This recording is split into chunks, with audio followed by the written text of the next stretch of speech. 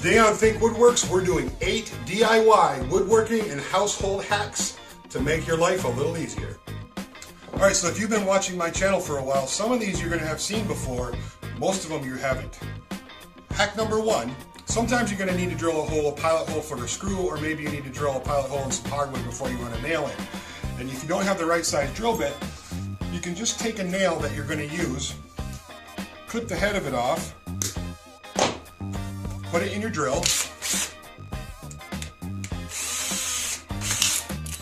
and use the nail as the drill bit to run the pilot hole. And it works pretty good, even in hardwood like Brazilian cherry. Now you're not limited to one size. This is a finish nail. But you can even use like a framing nail or a 16D. Just chop the head of it off. And it too will work.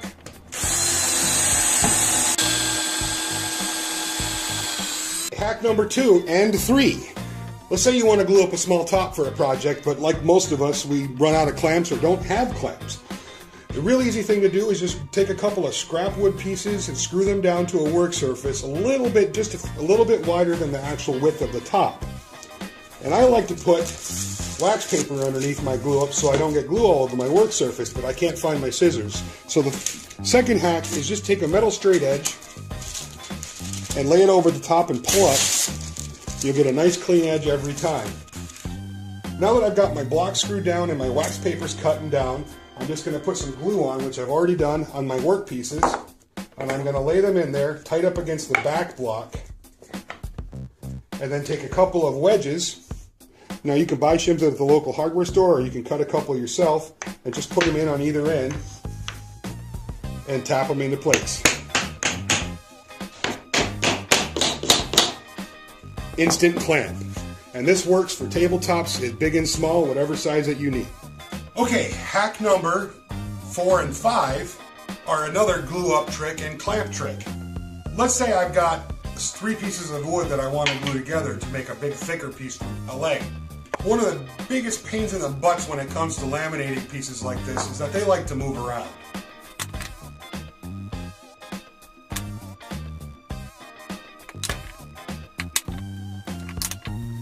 So after I've got my glue evenly spread on, rather than trying to wrestle these things while I'm clamping them to keep them nice and square, I'll just take some table salt and just a couple, it does not need much, just a few little grains on it. It won't affect the adhesion, and it'll keep that wood from sliding around. With my pieces glued and salted, I need to clamp them now. And again, no clamps, or just not enough clamps. So I cut out some simple C-shapes with a mouth just wider than the width of the piece that I'm clamping. And you can cut this out on a scroll saw, a jigsaw, bandsaw, or even a coping saw. Now if you don't have a coping saw or any of those tools, you can just cut a small block of wood, again, a little bit larger than the width of the piece that you're clamping, and put a piece of wood on top and bottom and just screw it down, and it does the same thing. Just make sure you pre-tap some holes so you don't split the wood.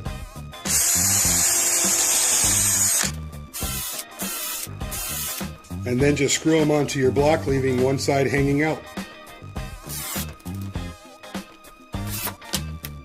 Now with my C-clamps made, I'm just going to take it, lay it over the top of the piece that I'm clamping up, put a little wedge or shim in there. I made these ones myself, and just a little tapping pressure. And you've got a nice strong clamp to clamp those down. Number 6 of our DIY handy hacks is the drilling a perfectly 90-degree hole hack. If you don't have a drill press and just a hand drill, and you wanted to drill a really close to 90-degree angle hole in a piece of wood, just take a piece of scrap and cut a little corner out of it that's 90-degree angles. Rest your drill bit in there, and there you go. Now that's not going to be an absolutely perfect 90-degree angle, but it's going to be close. Now if you don't have the ability to cut that, like with a bandsaw or something, you can just take 2 pieces of dimensional lumber that have nice straight edges, stack them together, and take your drill bit and again rest it right in that saddle and drill away.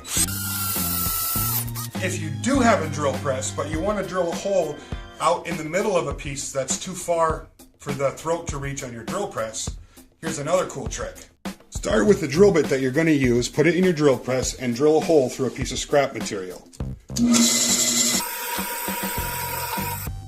Next, mark wherever you want to put your hole with a punch, so you've got a nice little starting point.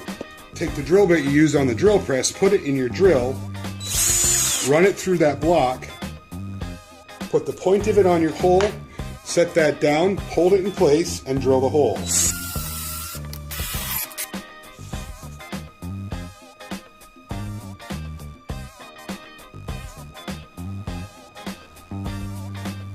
Number 7 on the roster today is a sharpening hack. Let's say you've been using your utility knife a lot and your blade's starting to get a little dull. Not real dull, but you want to put a little edge on it just to keep going. Well, grab your coffee cup and make sure it's empty. Turn it upside down and use that bottom rim as a sharpening stone. It works really good. It also works for kitchen knives. If you're in your kitchen and that edge is just starting to wear off a little bit and you want to tune it up real quick, you can just use your coffee cup and you're good to go. Now if you use this hack, you want to be careful and make sure you're using a ceramic coffee cup. And this is not a replacement for a good sharpening, it's just a way that you can put a little edge on a knife in an emergency. Now the last hack for the day is an indoor hack. Let's say you're taking a picture down or you're moving it and you don't want to put anything in its place. You end up with a nasty little hole in your wall. Now rather than going down to the hardware store and grabbing some drywall mud or some spackle, you can just take some toothpaste. As long as the hole's not too big, a little dab of toothpaste right over the top.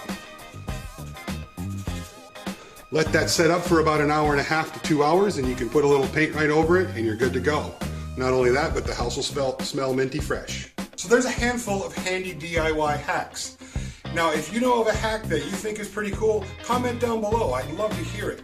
And if you found these tips useful today, I would love to have you subscribe to my channel and like the video, and of course share it. It really helps the woodworking community and the video creators when you share videos. Thank you very much for your time. I hope you're having a wonderful week, and we'll talk to you soon.